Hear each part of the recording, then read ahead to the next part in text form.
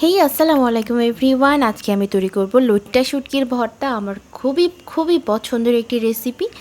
সপ্তাহে 2-1 দিন লোইটা শুটকির ভর্তা না হলে তো আমার একদমই জমেই না।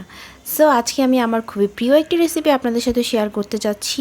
একদম ভিন্ন আঙ্গিকে আমার মতো করে আমি এটি তৈরি করেছি। রেসিপিটি তৈরি করার জন্য আমি এখানে প্রথমে লোইটা শুটকি ভালোভাবে ধুয়ে কিছুক্ষণ সিদ্ধ করে নিয়েছি।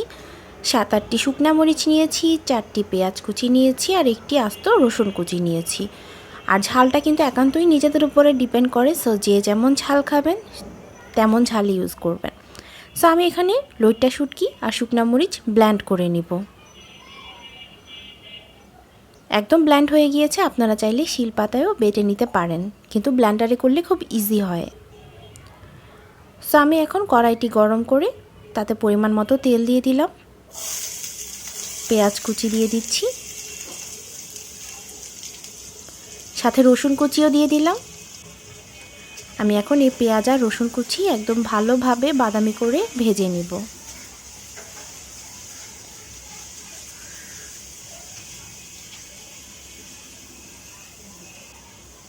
বন্ধুরা, আমি এর মধ্যে 3টি শুকনা মরিচ দিয়ে দিলাম। ভাজার মধ্যে শুকনা মরিচ দিলে খেতে খুব ভাল লাগে আর ফ্লেভারটা খুব ভালো আসে। সো আমার উপকরণগুলো প্রায় ভাজা হয়ে এসেছে। একদম বাদামি কালার হয়ে এসেছে। আমি এখন এর মধ্যে ব্লেন্ড করে রাখা শুটকি আর মরিচের বাটাটা দিয়ে দিলাম।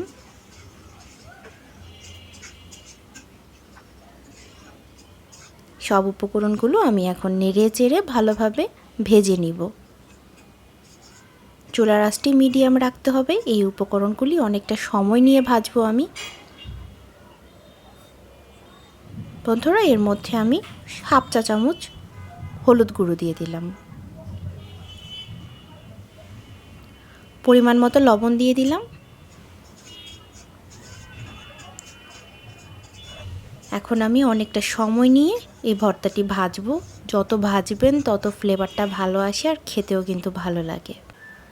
লোইটা শুটকি সাধারণত অনেকেই অনেকভাবে রান্না করে থাকে, বাট আমি চেষ্টা করি সবসময় এভাবেই রান্না করার, কারণ এভাবে বাটা মশলা দিয়ে রান্না করলে খেতে খুবই ভালো লাগে।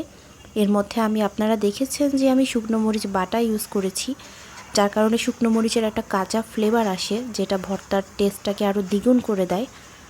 সো আমার কাছে এভাবে খুবই ভালো লাগে। আপনারাও একদিন ট্রাই করবেন, আশা করছি আপনাদেরও খুবই ভালো লাগবে। সো আমি অনেকটা সময় নিয়ে ভেজে নিচ্ছি। একদম ভাজতে ভাজতে যখন শুটকি থেকে তেলটা বের হয়ে আসবে তখনই আমি এটি নামিয়ে নিব। তখনই এটি তৈরি হয়ে যাবে। এর আগ পর্যন্ত এটি নামানো যাবে না।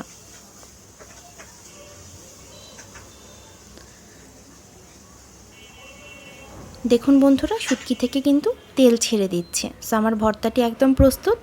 আমি এখন নামিয়ে নিব। আমি খুবই সিম্পলভাবে এই ভর্তাটি তৈরি করেছি, কিন্তু খেতে কিন্তু দুর্দান্ত লাগে। আর যারা শুটকি প্রেমী আছে তাদের কাছে আজকের রেসিপিটি কিন্তু একদমই জমে যাবে। সো আপনারা অবশ্যই আমার এই রেসিপিটি বাসায় ট্রাই করবেন। আমি গ্যারান্টি দিচ্ছি আপনাদের খুবই ভালো লাগবে, এবং একবার না আপনারা বারবার তৈরি করবেন আমি জানি। সো রান্না করে জানাবেন খেতে কেমন লাগলো। ধন্যবাদ। আমার ভিডিও আপনাদের ভালো লেগে থাকলে please like, comment, share and subscribe my channel, and don't forget to press the bell icon.